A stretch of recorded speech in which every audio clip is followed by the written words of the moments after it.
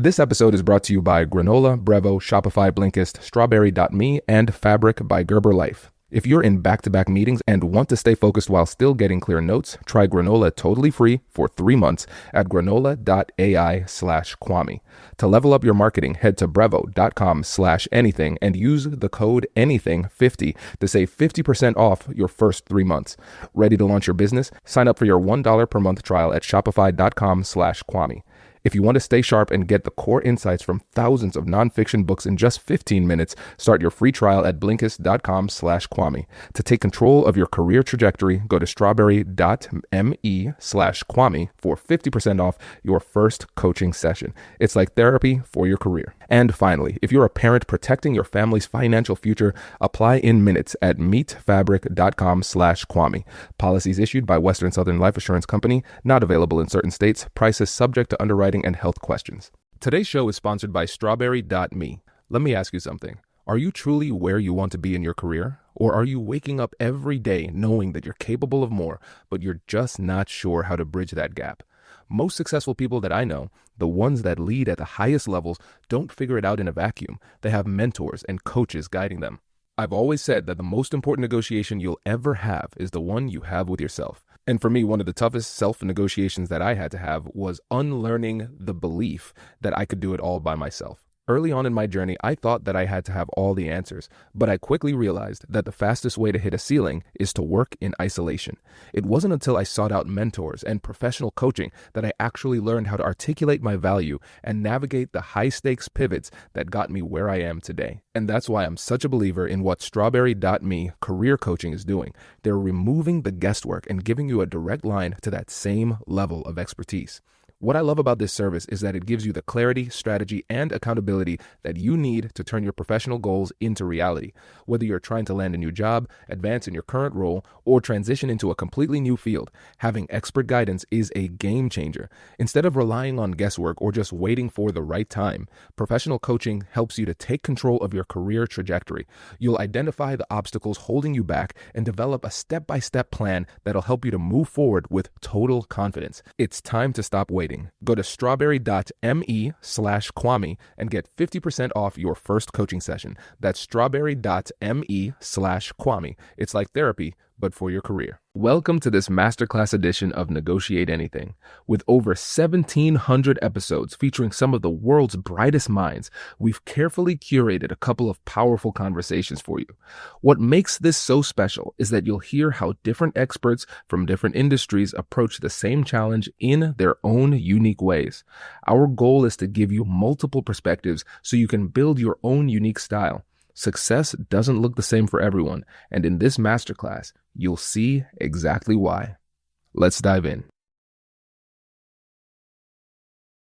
What if every promotion you've ever been passed over for went to someone who was simply better at building allies? You've been there. The meeting where your brilliant idea gets ignored. The promotion went to someone less qualified but more connected. Watching colleagues with half your experience become the go-to leaders while you stay heads down and invisible. Meet Ronen Olshansky, one of the world's leading experts in relational intelligence and CEO of Connected Success. After early success on Wall Street and scaling his company cross-campus into LA's premier co-working network with 7 locations and over 3,000 members, Ronen discovered the secret that separates good performers from great leaders.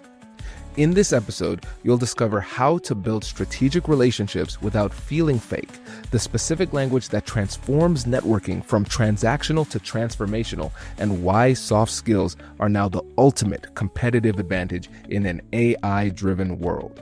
Plus, we're tackling a real listener challenge. How do you become a connector when you've always been the efficient, heads-down operator who thought your work should speak for itself? Whether you're leading hybrid teams, building influence without authority, or tired of watching less competent but more connected people get ahead, this conversation gives you the tools to turn relationship building into career rocket fuel. Are you ready to make your relationships your competitive advantage? Let's dive in. I'm pumped for this because we have had a lot of folks on the podcast talking about communication, persuasion, and networking has been something that came on before. But your approach is very nuanced and unique, and I think optimized for the modern times. But before we get into what it is that we're trying to accomplish with this episode, I want you to paint a picture for the person who's listening and Yeah. answer this question. So if they're able to take what it is that we learned today and put it into action, what in their life changes? Wow. I mean, the power of the relationships, right? I mean, without sounding too cliche, right? We've all heard these things. We are the people that we surround ourselves with. No one ever gets there alone. Your network is your net worth. The people around you really define not just your business success, but even, the research shows satisfaction in life, right? It's not just about the journey, but having people go along that journey with you makes it that much sweeter.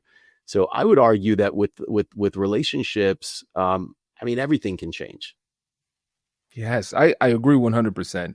And it seems like it's gotten harder for people to create and maintain those relationships. And I know a lot of people, they feel it, but Yeah. it's tough to put your finger on what it is that's causing that.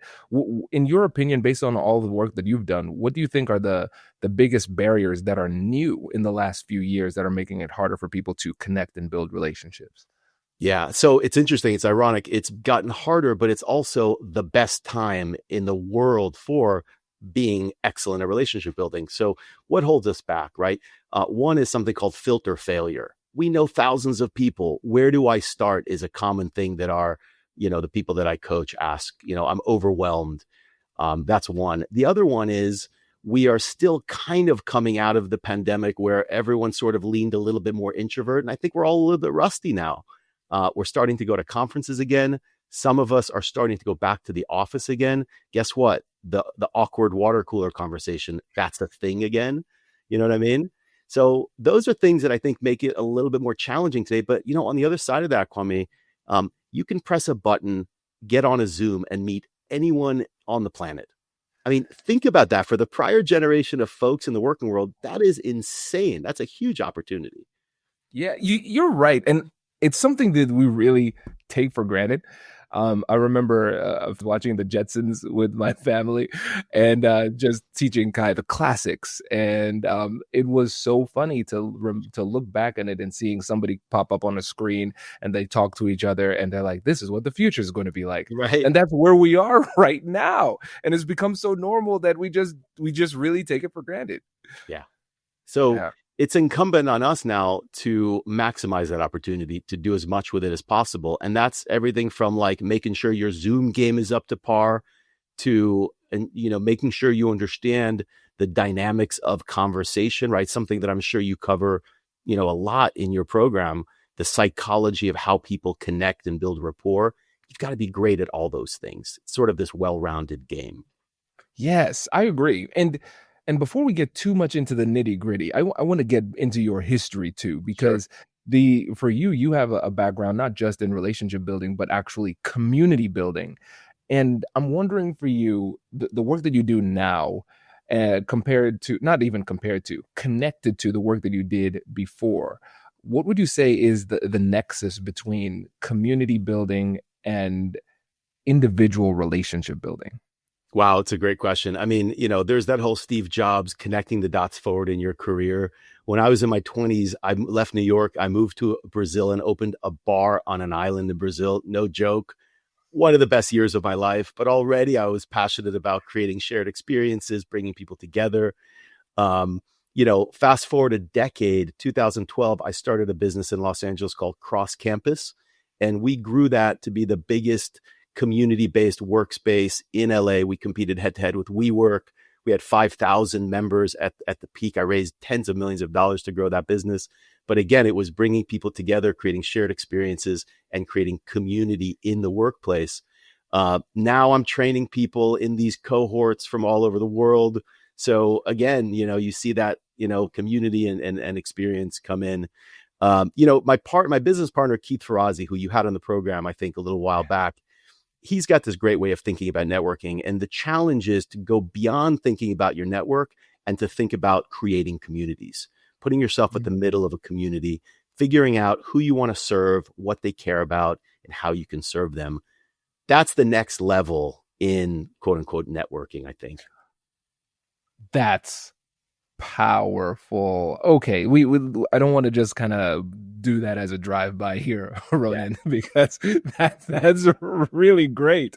Because that really that takes it to truly a new level. Because now you're going to be connecting with a greater level of intentionality. And for me, when I think about a community, I think about serving a community, and not even in the, like a charitable community service type of way. But if I'm part of a community, everybody has a responsibility to be in service of one another.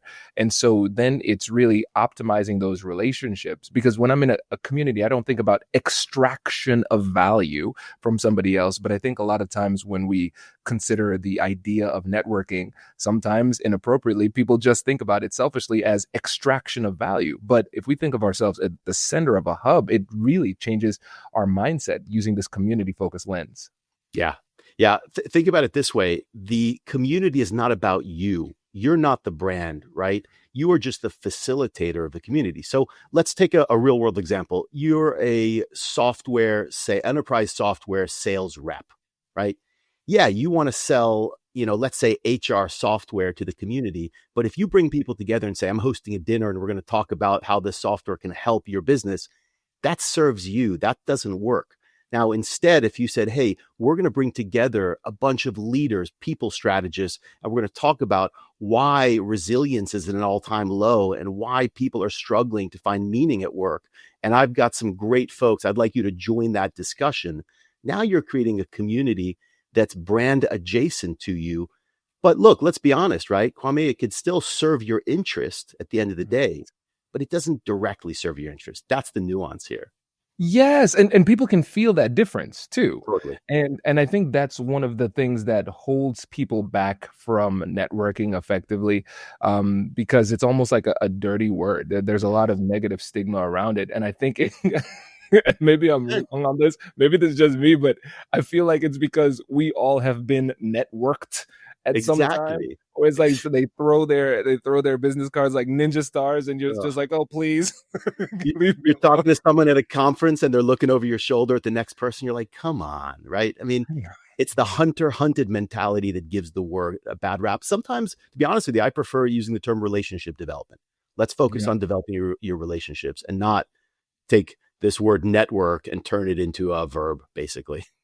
I agree, because that was going to be my next question, because I know for us with negotiation, we're in this. I don't want to call it an identity crisis. It's an identity opportunity, Ronen. Right. Right.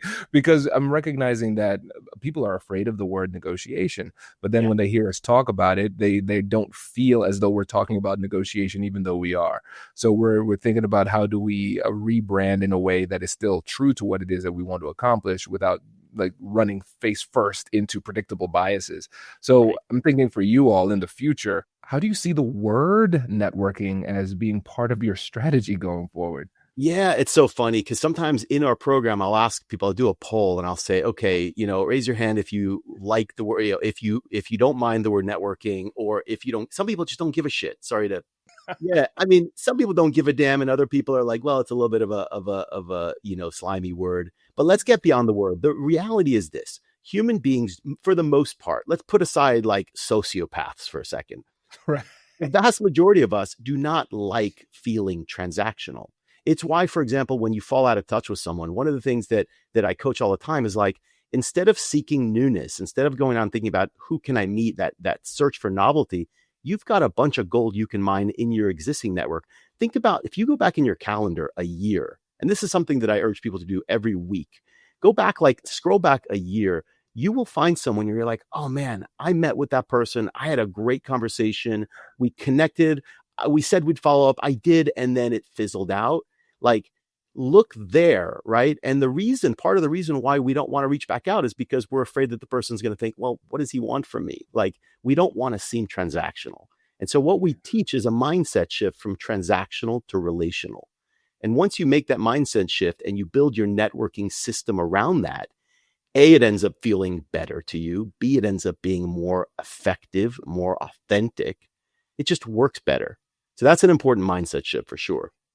100%. And I feel as though, and you're the expert in this. Tell me what you think. I feel like if you don't have that mindset shift, no matter what comes next, the approaches that you use, there's going to be something that's a little bit off. Exactly. And it's funny. The first 2 weeks of the 8-week program is all about shifting from myths to mindset shifts and getting past limiting beliefs. What holds us back to mindset shifts. It's so critical in anything you do. And it's funny because when we look at the stats on people who went through this program, they often come in saying things like, I need a system. I'm overwhelmed. I need to know what to do, when to do it. So I want the practices and the system. And when we ask them at the end of it, what was the most transformational? They're like 100% the mindset shifts. Like it changed the way I view relationships as a whole, not just how I meet people and, get them to like me, for example. So mindset's critical in anything you do. You've got to set up for success. I agree. And let's talk about the transformations that you've seen. And I know you've coached hundreds of people and seen some epic transformations, but I want to see if there is anybody who has really stood out with the difference between where they were when they started versus where they were at the end.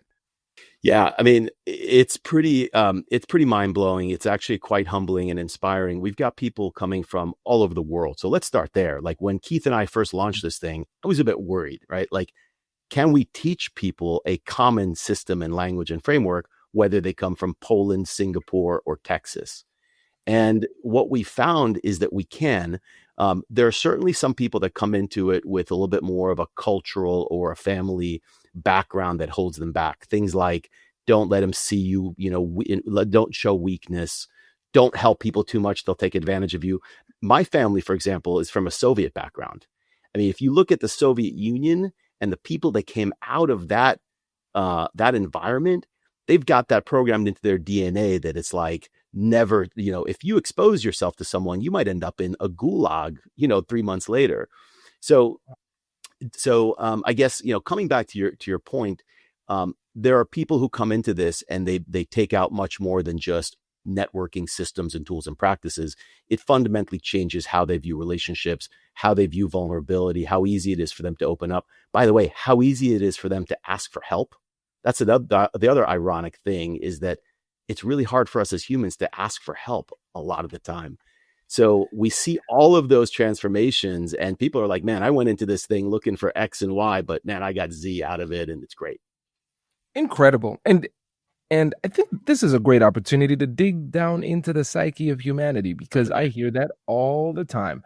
Whether it's from a negotiation perspective, a lot of times people don't get what they want simply because they are afraid to ask. And then just in relationships, it's hard to ask. I find myself I was going to say afraid. I'm not afraid. I think it's a bit of ego, not asking my wife for help on the dumbest things. I would be wandering around the house aimlessly for about 17 minutes. And Whitney's like, what are you looking for? I'm like, I can find it myself. Right. Clearly you can't, Kwame. Right. What is it that holds us back? Yeah. No, this is a fabulous one. Starting something new isn't just hard, it is terrifying. I remember when I first launched this podcast and built the American Negotiation Institute, I had all of the same what ifs running through my head. What if no one listens? What if no one buys? What if I fail publicly? And when you start something, you're betting on yourself, and that doubt can be loud. But choosing to make that leap was one of the best decisions I've ever made. And I'll tell you this, it helps when you have the right partner behind you. Shopify is the commerce platform behind millions of businesses all around the world and 10% of all e-commerce in the United States, from brands just getting started to some of the biggest names out there. With hundreds of ready-to-use templates, Shopify helps you to build a beautiful online store that matches your brand style. And it's packed with powerful AI tools that write product descriptions, page headlines, and even enhance your product photography, helping you to move faster and work smarter. You can create email and social media campaigns to find your customers wherever they're scrolling. Plus, everything lives in one place: inventory, payments, analytics, making your life easier and your business operations smoother. It's time to turn those what ifs into with Shopify today. Sign up for your $1 per month trial today at shopify.com/Kwame. Go to shopify.com/Kwame. That is shopify.com/Kwame. You know that feeling when you're in back-to-back meetings all day? You're nodding along, trying to contribute, but in the back of your mind, you're secretly stressed because you're trying to remember exactly what was just said or who was supposed to follow up on what. Meetings can be a mess, but Granola AI fixes that. Granola is an AI-powered notepad built for the way real people actually meet. Here's how it works. You take rough notes like you normally would, and then in the background, Granola securely transcribes the meeting. Then it turns everything into clean, structured, and actually useful notes the moment the meeting ends. The best part? It works through your device's audio, so it integrates seamlessly into the tools that you already use. No setup and no awkward tools. It's just your normal meeting, but with superpowers. I've found that it lets me actually listen instead of frantically typing, so I walk away knowing exactly what was decided and what comes next. Before Granola, our team would spend extra time cleaning up notes and double-checking details. Now, we leave meetings aligned and clear. It saved us time and helps us to operate at a much higher level. If meetings are eating up your day, Granola.ai is a no-brainer. And you can try it totally free for 3 months. Just head to granola.ai/Kwame. That's granola.ai/Kwame to get your time back.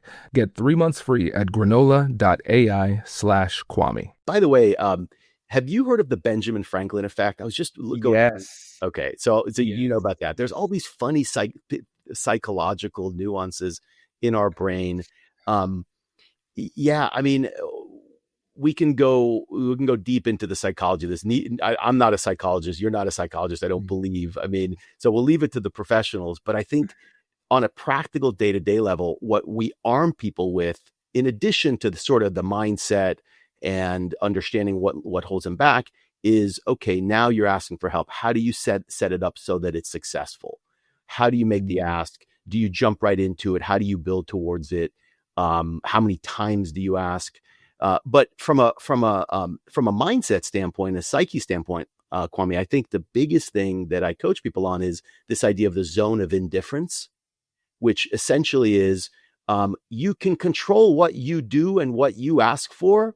You can't really control how someone responds, whether they say no to you, whether they ignore it. So the best thing you can do is just put yourself into a zone of indifference and just don't even think about that. Like, you owe it to yourself, your family, the people that depend on you, to leverage your network in the right way and just do it. You know, that's kind of the best thing I can say in terms of asking for help. I love that concept of the zone of indifference because for me, I think about it through the fear of regret, rejection. too. Yeah. And the fear of rejection, because it's like, all right, I am afraid of the rejection. That's something that's hardwired into us.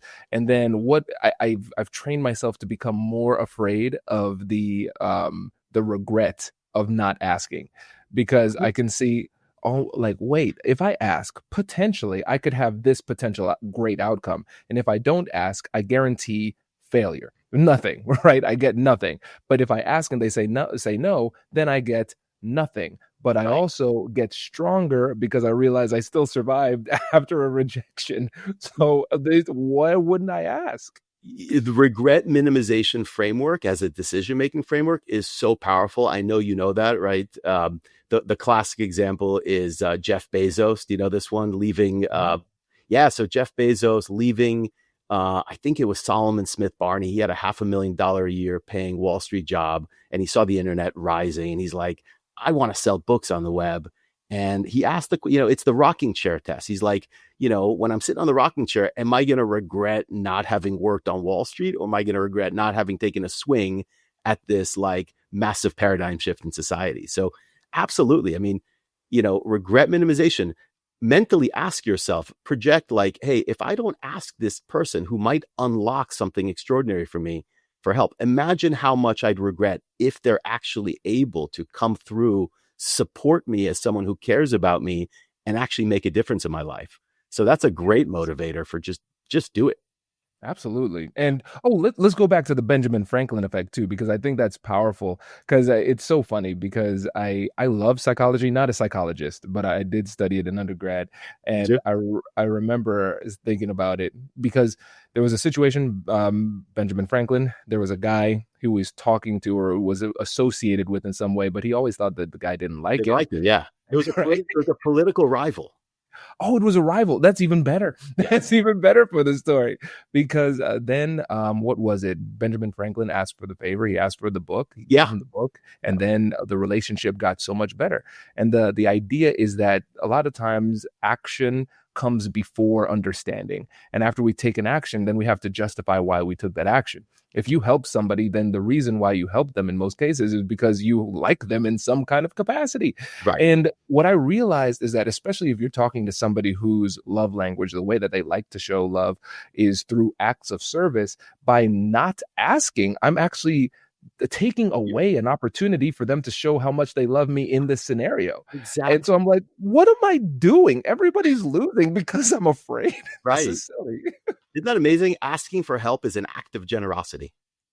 Unbelievable. Oh It my goodness. it allows someone to feel purposeful, fulfilled. It allows someone to express their own generosity, which we know feels great. So yeah, why don't we ask for help more? Fear of rejection, but also you mentioned something really important: likability. There's something called the likability gap, and if you're a psychology wonk like you and I are, you run into some of these studies, but I love these studies. Strangers on a train, they ask someone on a morning commute to speak to a stranger, and they ask them beforehand, how much do you think you're going to like it? And how much are they going to appreciate speaking to you? I'm not going to like it at all. They're not going to want to talk to me. And then afterwards, there's this massive asymmetry where we underestimate how much people like us, how much they want to talk to us, how much they want to help us. Insane. That's wild. And I love these types of conversations because it shows how much of our psychology is completely illogical and not based in in reality. Yeah. It's so funny because we have to remember that our psychology is optimized for survival and avoidance of discomfort, not Right. optimized for optimization of relationships and life and those type of things. And when we remember that, we can start to become a little bit more intentionally skeptical of some of the things that we feel, because we're saying, okay, do I feel this as in this is the right thing to do, or does it just feel right because I'm a human and sometimes my psychology leads me astray? Yeah. Yeah. Yeah, 100%. I mean, we are pro-social creatures, and that's where our brains, I think, got confused. To your point, like in our evolutionary history, we were self-interested for millions of years. Like, I got to protect myself, and all of a sudden, we learn to communicate, and we become pro-social. And now we got to balance like my interest with our interest, and it all gets mixed up. So very often, my coaching to people, when I'm pushing them, hey, reach out to go back and look in your client list and see who you did business with where they were super happy, and like go and like reach back out to that person who you haven't spoken to in 2 years and they feel resistant. I'm like, just remember the research on the likability gap. They're going to appreciate the reach out much more than you imagine they will. And even just reminding yourself that helps kind of push people forward. Yes, I got a funny story about Yeah, this, tell me. Ronen, because when I was in law school, I worked at this law firm, a great law firm during the summer, and I had a great summer, made some great relationships. I didn't get an offer to come back the next year, and then now fast forward to today. One of the lawyers reached out and sent a message, and she said, "Hey, I saw you were on the Mel Robbins podcast, and it's been a while, and I've been meaning to reach out for you for years, but I was thinking maybe Kwame wouldn't be that interested. Maybe he didn't have a good experience and things like that." And what was funny is, for me, when I was thinking about the lawyers at that law firm, I'm like, maybe they don't like me.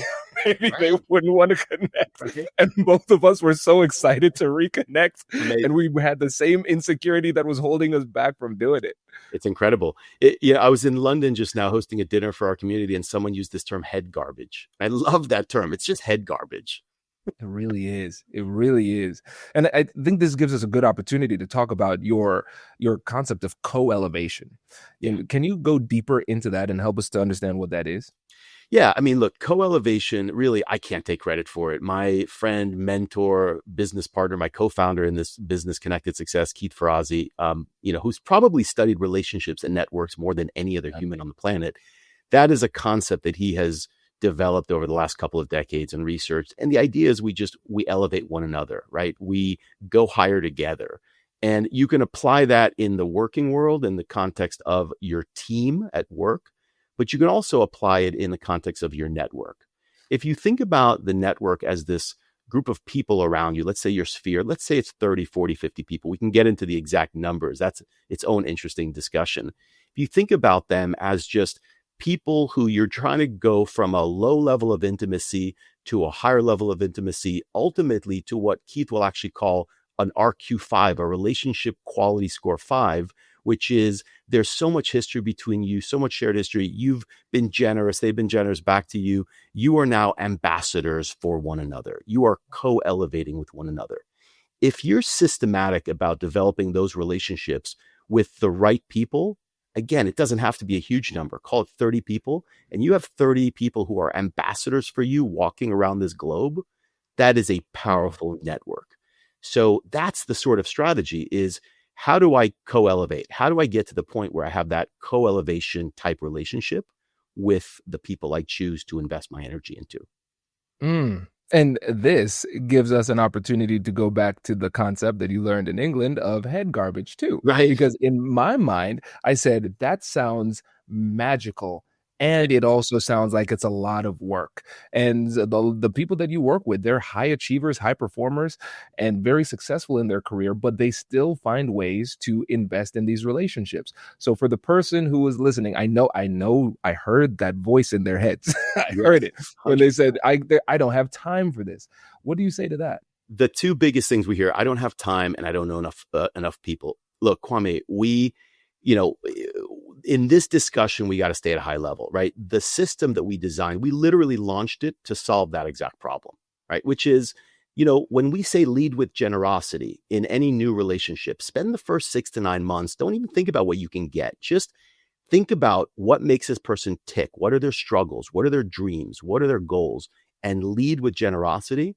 People go, okay, yeah, great. That sounds wonderful, right? All the research shows, Adam Grant, give and take, all the research shows that that's a winning strategy. Question is, generosity has to be a two-way street at some point. We're not martyrs. We only have a certain amount of time. We can't be going around doing good things for people. So how do we make it work? Right? That's the essence of the question, right? Yeah. And the answer is, I'll try to distill a bunch of stuff down. But first of all, you have to have a system. You have to be intentional. That's the first thing. You can't just go, oh, I'm gonna invite this person to an event when I feel like it, or oh, that might help that person. And if you try to do these things in the gaps in your schedule, they just won't happen. So putting an hour, 2 hours into your calendar every week and knowing how to structure that time, being intentional about it. That's one. Two is, think about the people who we're talking about. Think about someone who you want to get deeper with. And you want to be a line in their perception, not a dot. You don't want to come in strong, hot and heavy, and then fizzle. You want to be touching them. You want to be in their brain every 2 to 4 weeks. More frequently, if it's a new relationship, once you get to know each other, you can let a month, 2 months pass. But if too much time passes, you have this thing called relationship decay. You're just not top of mind anymore. So you need to build a system where you just peppering these people with small, what we call packets of generosity every so often. That could be asking for help or advice, as we determined earlier. That could be just sending him a note saying, hey, I was just thinking about you, like your former colleague at the law firm did. That could be saying, hey, Kwame, you mentioned that you're into psychology. I saw this thing. I thought it might interest you, right? It's the regularity that's important so that you're an upward sloping line in their perception. Now, the final thing I'll say to this is, well, there's a question your listeners are probably asking themselves, which is, well, how many people can I do this with?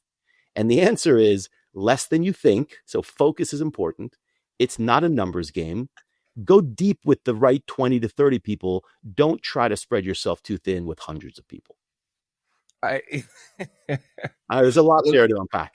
it was a lot, but in unpacking it, I felt so much better because I'm following my my amygdala here Yeah. because once you said, hey, this is how you have to do it, there was that spike because in emotionality I'm like, oh, this feels stressful, I felt Mhm. it. And then when you broke it down, it became, I noticed that stress kind of dissipate as you kept talking every single point. And it makes sense because maybe back when we were at an early stage in our lives where we maybe didn't have familial responsibilities, leadership responsibilities, community responsibilities, if we wanted to do something, we were just like, great, I'm going to start doing this thing now whenever I have free time. And now you are so right. And it's one of those things where it's like the sign of a brilliant insight is that it seems obvious in hindsight. Because once you said you need to have a system and you need to be intentional, I was like, duh, why didn't that hit me? Because there's no other way for something to actually fit into my schedule unless there's a strategic plan and systematic approach to doing it.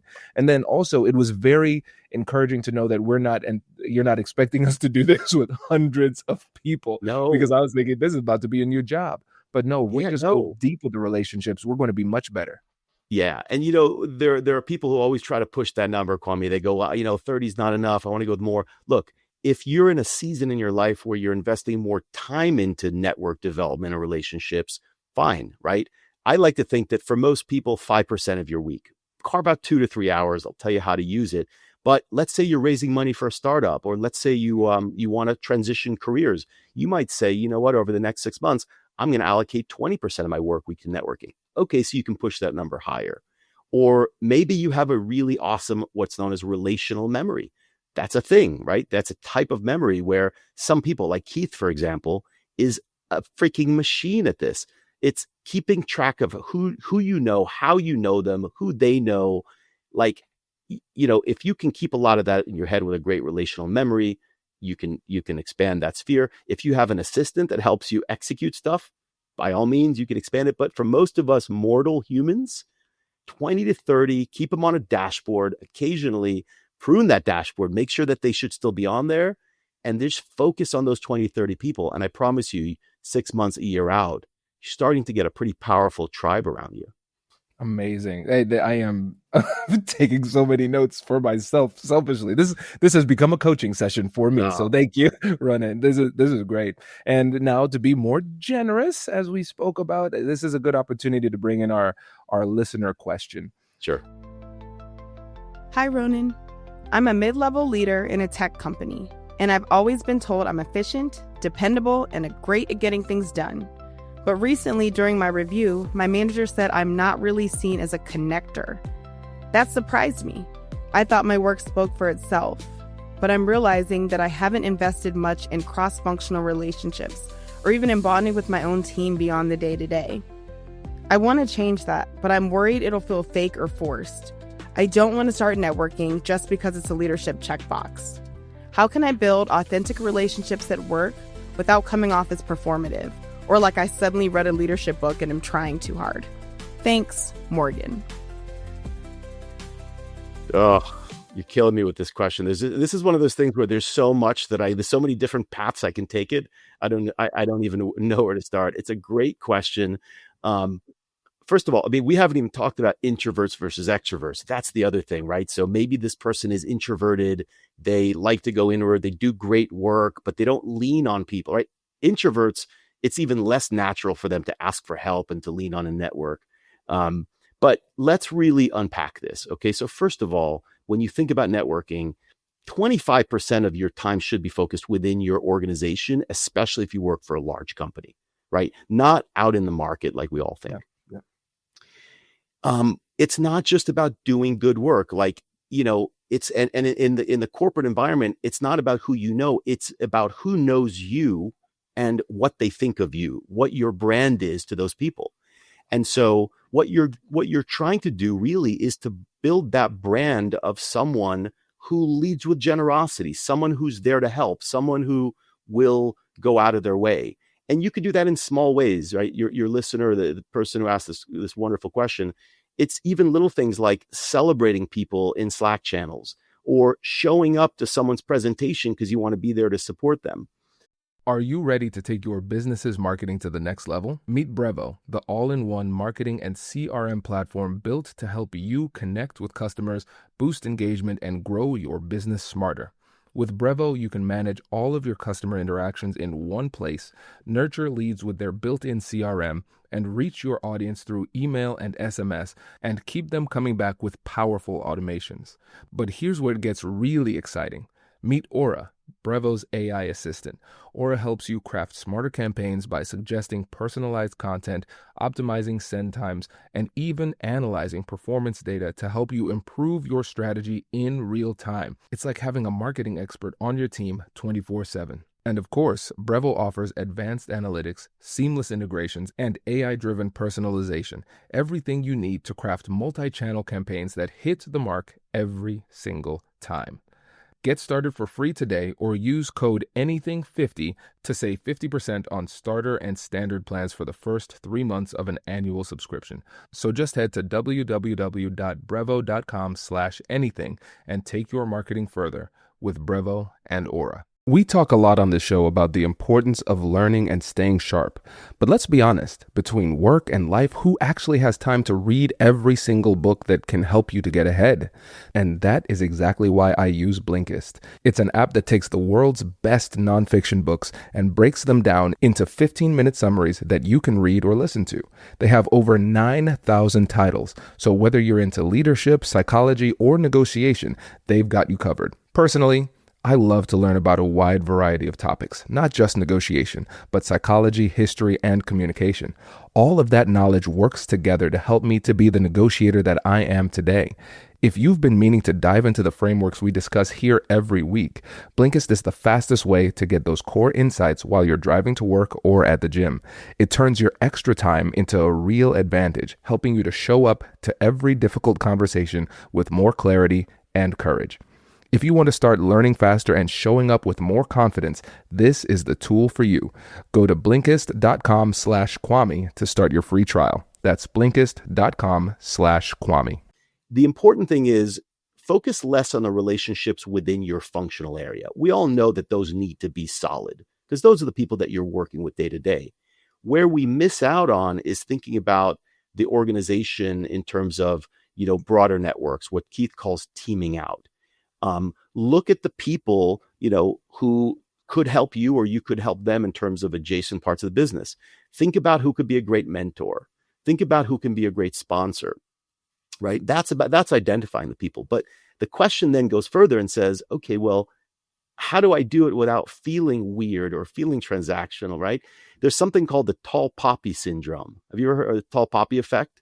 You know about this? The tallest poppy gets cut down. So you lift your head up, you're taking a risk. I'll say a few things about this. One, keep communications really efficient and not overly embellished, right? Hey, Kwame, I'm super inspired by what you've done within the company. I've seen your path. I'd love to excel. I love the company. I wondered if you just sit down, have a coffee, and share some insight with me. Keep it really simple. I admire what you've done. I'd love to see how you've done it. And if there's any way I can help you, I'd love to, right? So keep communications simple. And again, lead with generosity, find those people and just invest, your energy into them.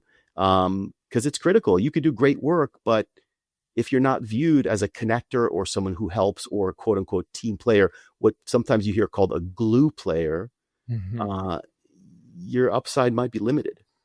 Yes. And now I want to talk about the timing of this too, because the sequencing of this, I think, is important. And you tell me if I'm off on this, because what you said just now was lead with generosity. And what we talked about before was don't be afraid to ask. And it sounds like what we need to do is when we are initially making the relationship and building the relationship, we're leading with generosity, showing how we can help them and pour into the relationship, not overdoing it, but demonstrating that we are here to collaborate and I'm here to help you. And then once you have established a relationship, then you can make that ask. But at the beginning, you make it really easy by keeping the conversation simple, starting the relationship, and then making it clear that your goal is to help them as much as possible. Yeah, 100%. I mean, asking for advice is always an easy place to start. Now, what's our goal, right? Your viewers, I know you think and talk a lot about like how do you elicit information? How do you know what's important to the other party? How do you know what drives them? Your goal is to figure all that stuff out, but you need game time to do that. You need to be with them at the offsite. You need to have the coffee with them. You need to hear them articulating what it is that they're working on. As you do that, you gain information to then help you lead with generosity. But at first, you don't have much to work on. So a very good place to start is just a really earnest, very authentic, hey, I'd love some advice if you're open to providing it. And then have a great conversation, ask great questions, be focused, close the loop. That's the thing a lot of people don't do. Close the loop. You know what? If your goal is to be aligned in their perception and you need to ping them with something, 2 weeks later, the perfect thing is, hey, Kwame, that advice you gave me, I got to tell you, here's what I did with it. I read that book. It led to this and this, and it totally unlocked some cool things for me. Hey, thank you for that. That's it. No. That's all. That's that entire transaction is just thank you for that. Right. So nobody does that. Nobody does that. It's a huge missed opportunity. Yes, because I think about times mentoring something that's important to me, and I think about times where I've mentored somebody, and then they're just off in the ether, and I never hear from them again. Yeah. And I'm like, did it work? I mean, what happened? That's so powerful. You know what else? It doesn't even have to work out well, right? The power of reciprocity. Let's say, someone made the intro to their buddy, the CEO at the startup that you want to work at, and the CEO ghosted you. They never responded back to you. Hey, Kwame, just want to let you know, I never heard back from that CEO, but I'm so grateful for the effort you made. That was awesome. If there's anything I can do for you, let me know. It's like, you still feel great about that, closing the loop. Now there's a tiny little bit of reciprocity as well. Well, I couldn't help you. Maybe there's another way I can help you. That's brilliant. That's brilliant. The thing is, Ronen, when people listen to this episode, they are going to hate the fact that they are fresh out of excuses. Now, you've made it so easy for them. I appreciate the simplicity and thoughtfulness that you brought to this. And before you go, I want to, again, give you an opportunity to let folks know about your company, your coaching, and how they can get in touch. Yeah, that's awesome. I appreciate that.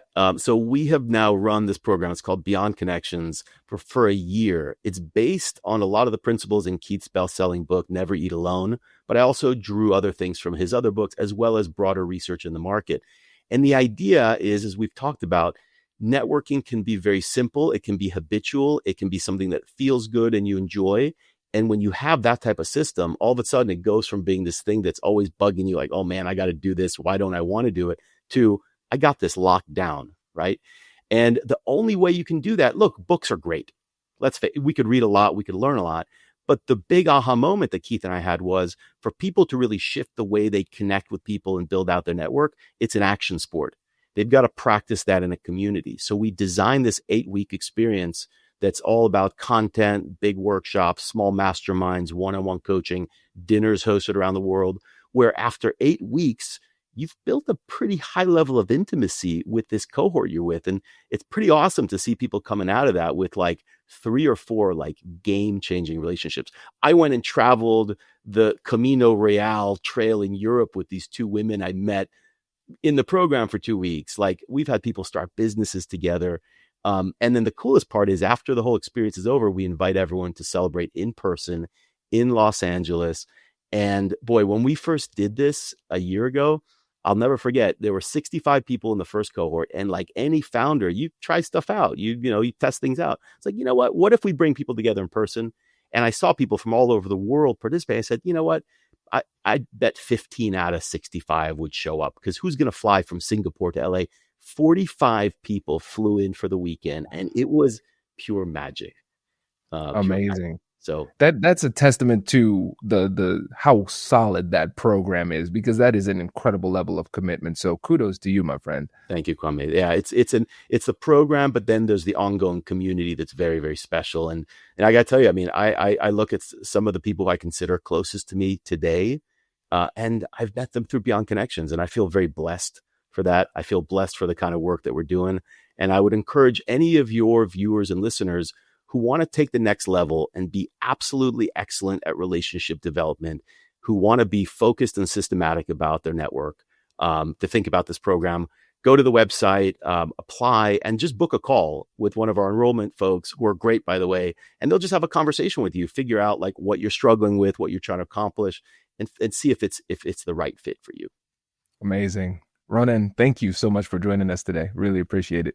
Yeah, I enjoyed the conversation as well. I feel like we can go on for hours about this stuff.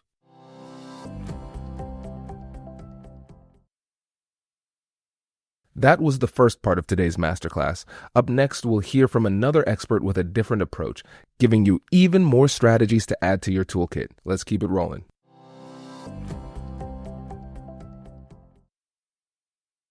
Mark, thanks for joining us today. Oh, it's my pleasure. Thanks for the opportunity. Yeah, absolutely, my friend. So how about you get us started by telling us a little bit about yourself and what you do? Well, I spent about 100 years selling chicken. I used to work for Chick-fil-A Incorporated. I started as an hourly team member. I was awful. We won't get into that.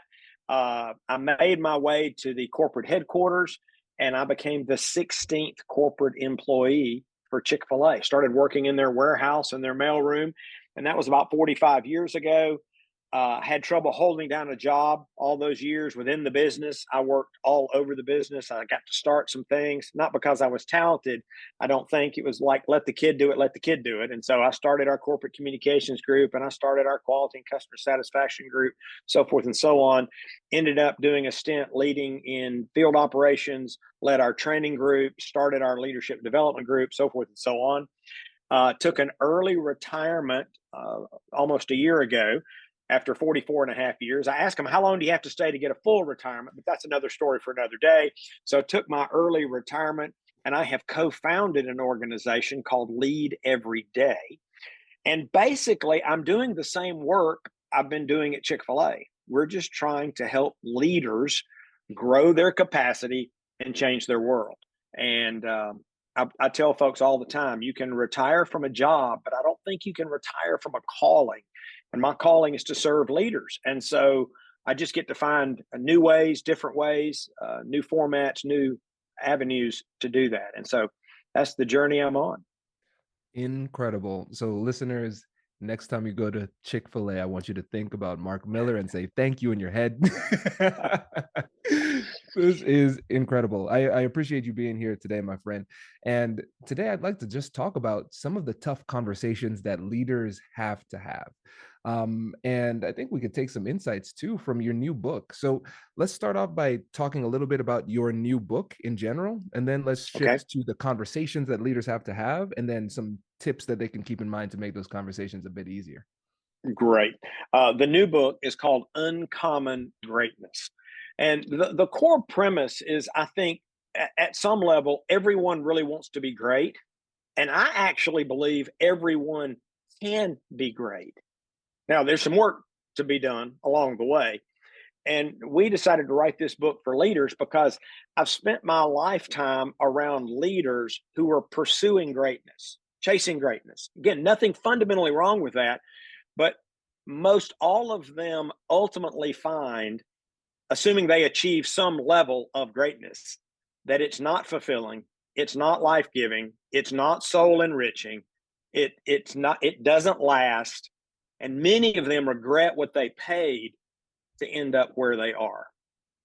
And so we have been encouraging leaders for decades to pursue uncommon greatness. It's a greatness that actually focuses on eliciting greatness from others. It's the leader's heart is to serve. And yes, you need to pursue personal excellence to give you the moral authority to encourage and challenge and equip others, but don't settle for common greatness.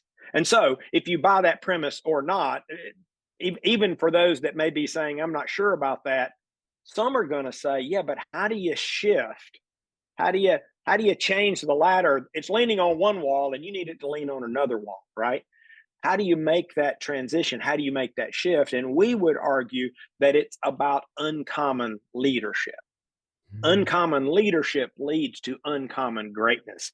And so I don't know how much of the book you want to get into, but we outline 5 fundamentals. I'll give you a quick backstory. Some might find this interesting.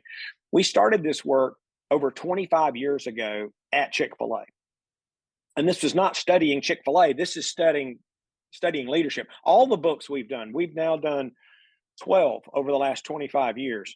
And we always begin with the question, what is universally true about a particular topic? The books were never about Chick-fil-A because Chick-fil-A commissioned these so we could get better. So we don't want to look in the mirror to try to get better. We want to go out and study the very best in the world. And so 25 years ago, we assembled a team who began to ask, how do you accelerate leadership development and along the way create what we might at the time have called extraordinary leaders. Today we call them uncommon leaders.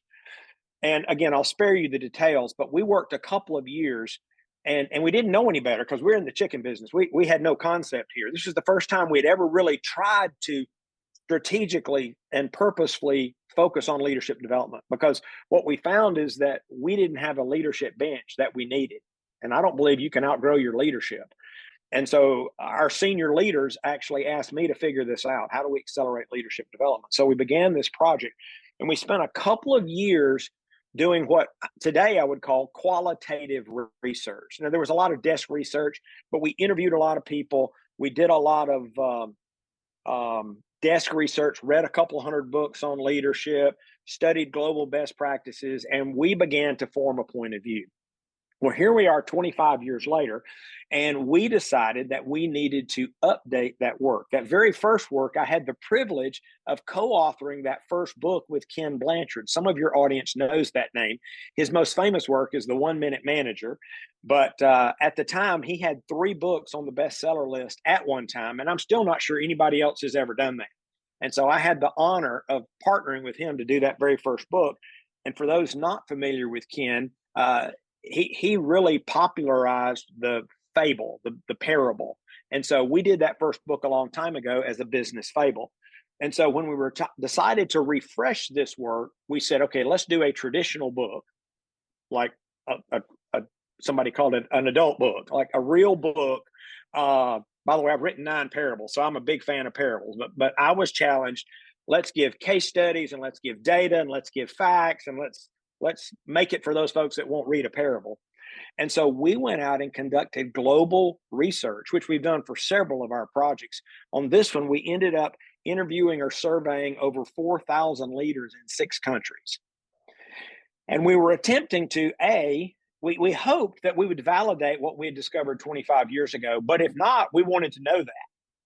And at the same time, we hoped that we would find new insights and new perspective that would help us kind of modernize the work we did 25 years ago. And so this book is a fresh take at some timeless truth that we began writing about, thinking about, and talking about 25 years ago. Wow. A lot of work went into this. And yeah, again, to be able to synthesize that into the key takeaways is powerful. And while we're on the topic, let's talk about those 5 key takeaways, and then we'll transition into the conversation. I'll give them to you really quick. Really quick. There are 5 fundamentals. The first is to see the future. Leadership always begins with a picture of the future. What are you trying to accomplish? What are you trying to become? What are you trying to achieve? If you're not actually trying to move people and organizations to a preferred future, I think by definition, you're not leading. I mean, we can debate what you're doing. You might be managing, but I'm not sure you're doing anything that's adding real value, right? Leaders are supposed to pursue a preferred future, and you've got to articulate that. And hopefully, it's bigger than something you can do by yourself, because I would argue if you can do it by yourself, it's not that much. Well, let's assume you can't do it by yourself. That's when the second fundamental comes into play, and that's when you engage and develop others. This is when you begin to rally people to help you make that preferred future a reality. And we try to simplify everything. Like I said, we're in the chicken business, or I was in the chicken business for all these years. And so there's a lot out there on engagement, and some of my friends have written that stuff, and I want to honor all of that, but we wanted to simplify it. And we said, we think engagement is really about how much someone cares, how much they care about their work, how much they care about their coworkers, how much they care about the customers, and how much they care about the organization. And leaders determine how much people care. So we wrote about what do leaders do to help people care more. So see the future, engage and develop others. The third fundamental is to reinvent continuously. And obviously it's a big idea, but it was central and core 25 years ago. I think it's even more relevant today. I meet far too many leaders that think change is a burden, or change is a nuisance, or change is an inconvenience. I'm going, they don't understand leadership. Our fundamental role is to create and sustain positive change in pursuit of the vision. Like, if you're not changing, you're not gaining ground. Your current systems, processes, habits, and beliefs are perfectly aligned for the outcomes you're now achieving. So if you want different outcomes, you got to change something. And leaders understand that. Progress is always preceded by change. And so leaders get that. It is core to what we have to learn to do and equip others to do in pursuit of that preferred future. Two more. The fourth fundamental is to value results and relationships. And I'm going to go out on a limb here, and I don't know your listeners personally, but here's what I'm going to tell them. This is probably the most challenging of the 5 fundamentals we're going to talk about. You say, well, what would I base that on?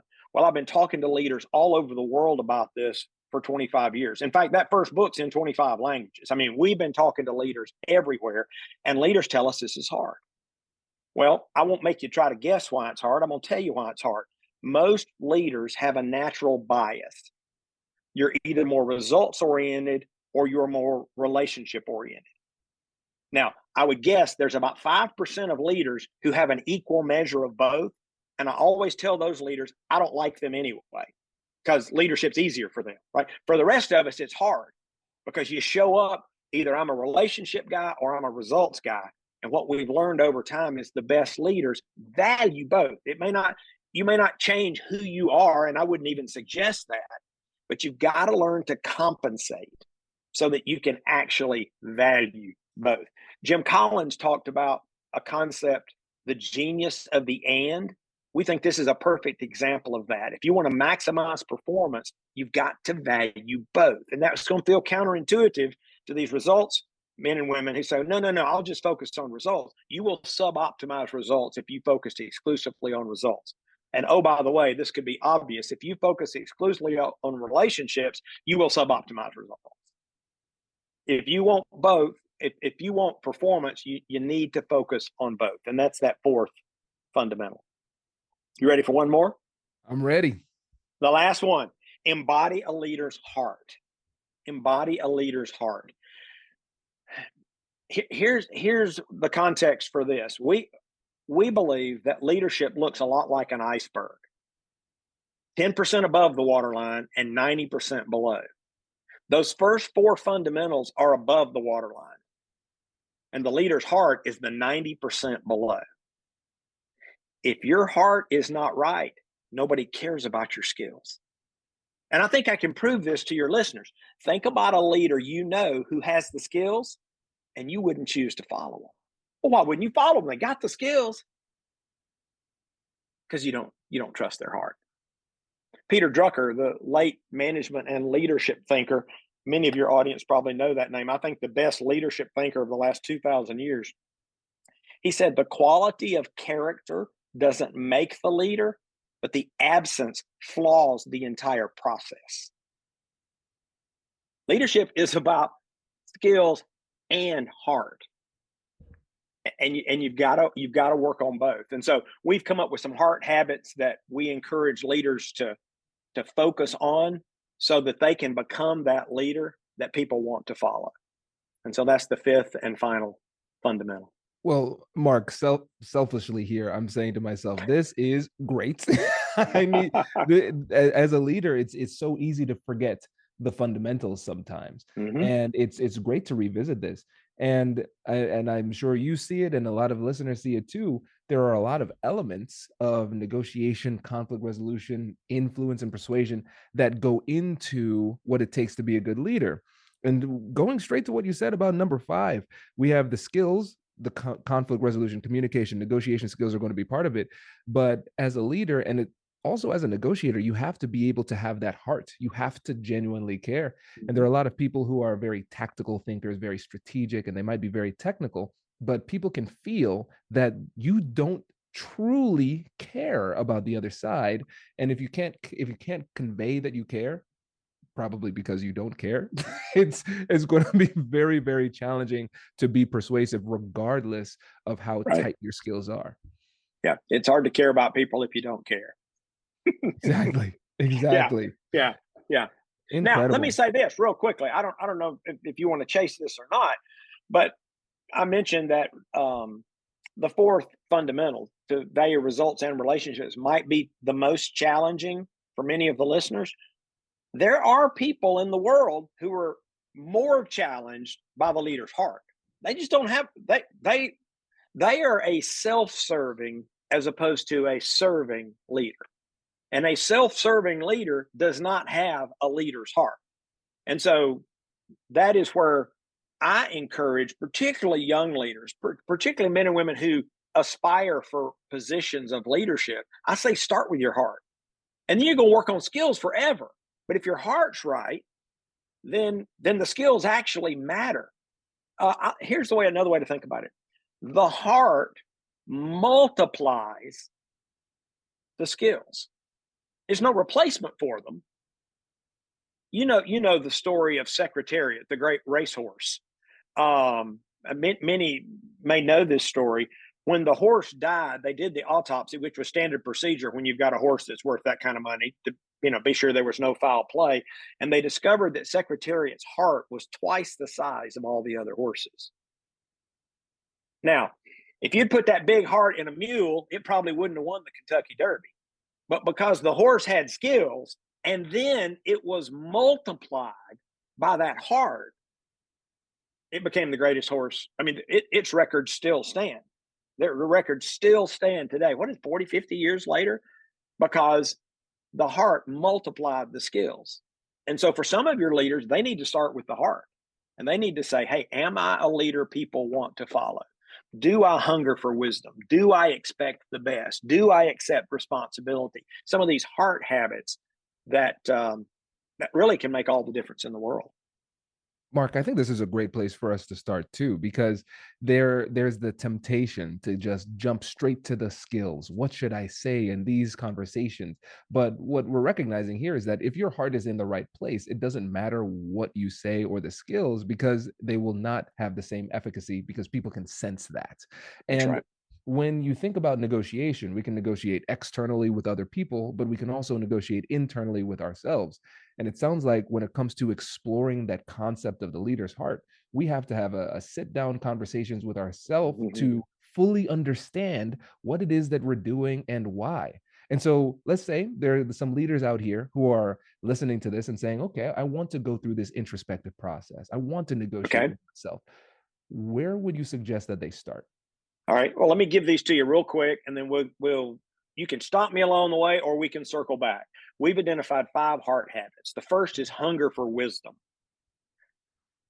We believe that's a heart issue because it represents humility. It represents a vulnerability when you don't know it all, and you said, I'm going to be a lifelong learner. And it positions you to add more value to others. The first heart habit is hunger for wisdom. I would ask your listeners, have you committed to lifelong learning? And then could I follow you around all day and know that?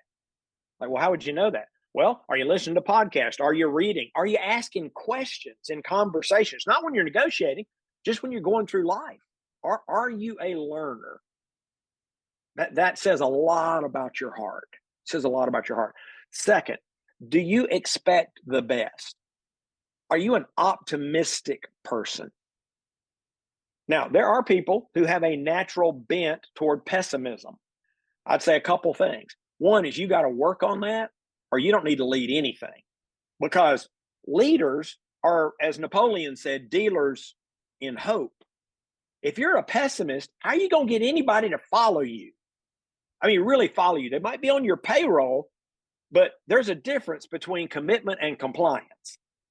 And it's real hard for pessimistic leaders to get commitment. It's hard for them to rally people to a preferred future.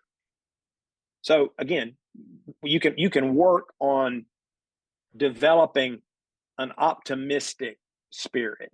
Not that you're not grounded in reality. The best leaders always are, but they believe in their own agency, and they believe in the agency of the people that they have around them to actually change the future. That's why their optimism is so powerful, because it's rooted in their beliefs. It's rooted in their heart. So, hunger for wisdom, expect the best, accept responsibility. The best leaders don't place blame. Now, if something goes right, they're quick to give praise. And you can see this. It's so fun to, after an NFL football game, I can tell you who the successful quarterbacks are and who will be successful. Because if at the end of the game they're talking about how well they played, or if they're blaming everybody else, that's all you need to know. Right? If their team won, they're going to be the best ones are going to be talking about the linemen and the receivers and the coaching staff. And if it didn't go well, you look at some of these great quarterbacks who lose, and they'll be in that press conference saying, I've got to play better.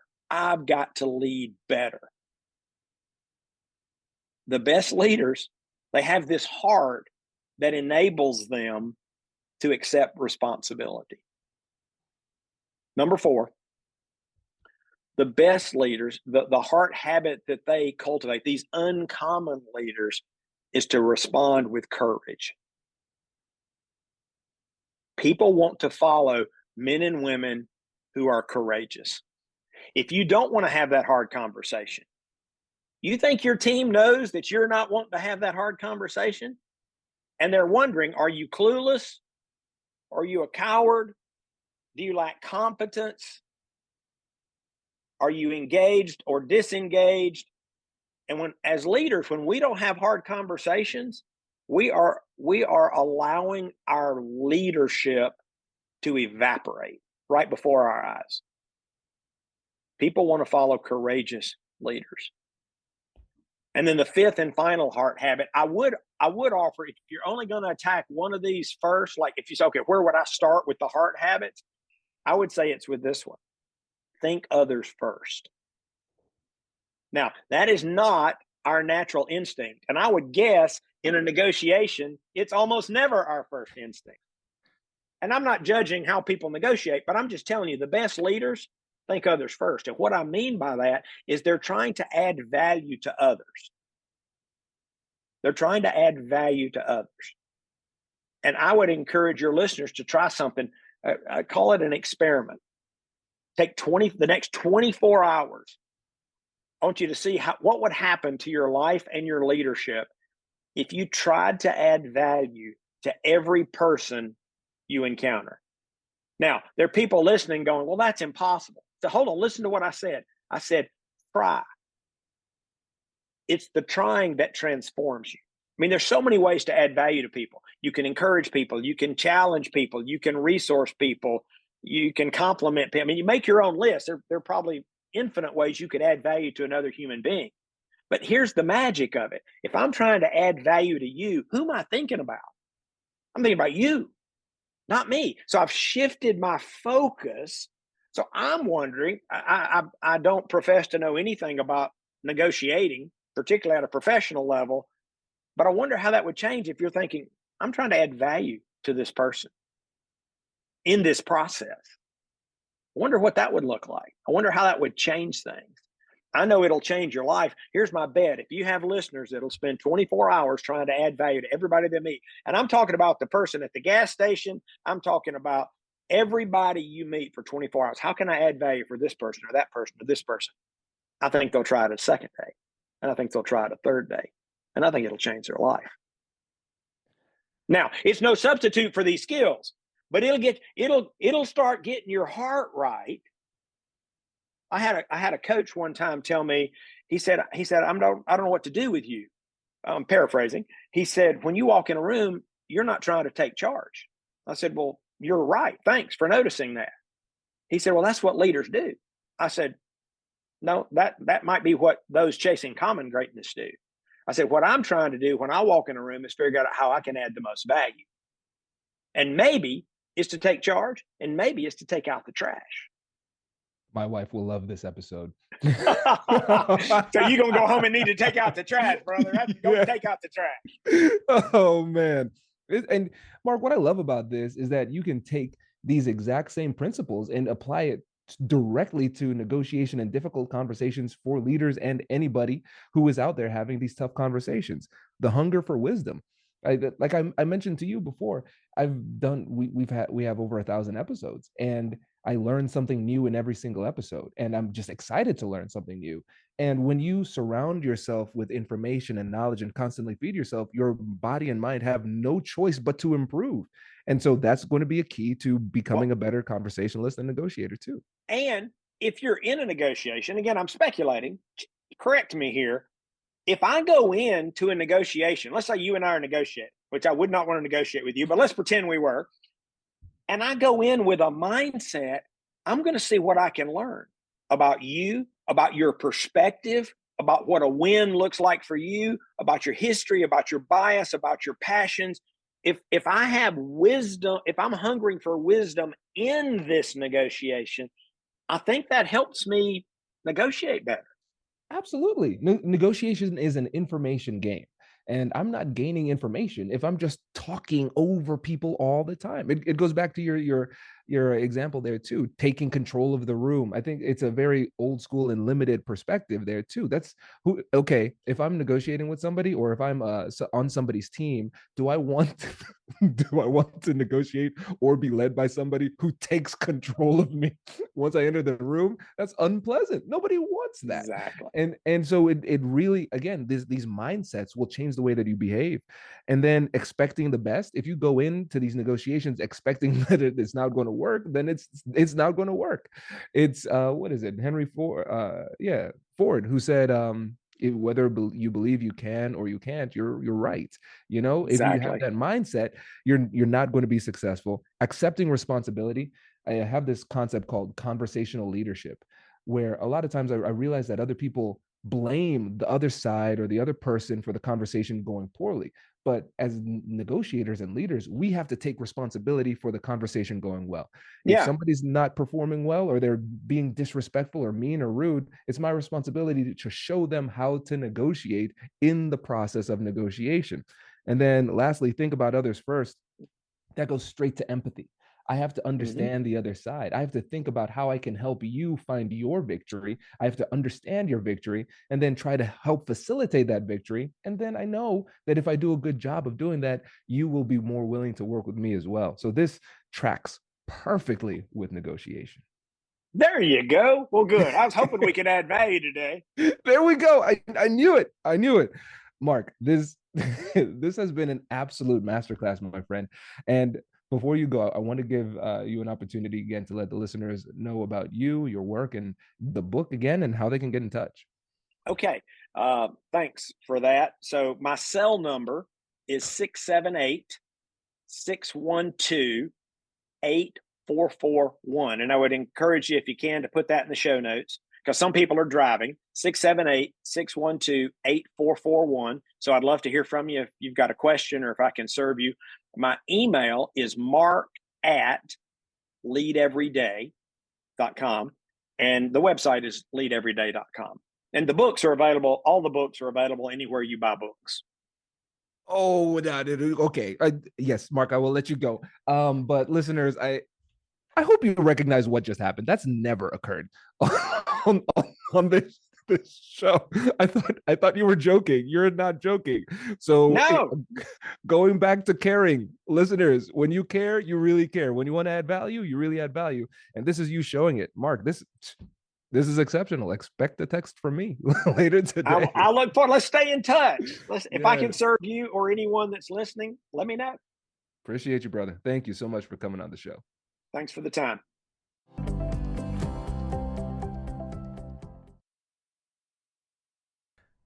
That's the power of a masterclass. One topic, multiple lenses, and real-world application. Negotiation isn't theory, it's practice. It's self-awareness. It's choosing courage over comfort. So pick one insight today and apply it in your next conversation, because skill doesn't come from listening, it comes from doing. I'll catch you in the next one. Hey, if you're still here, that means you really like this episode. So why don't you leave us a review? 5 stars, please. That really means the world to us, and it helps other people find the show. And now, I will catch you later.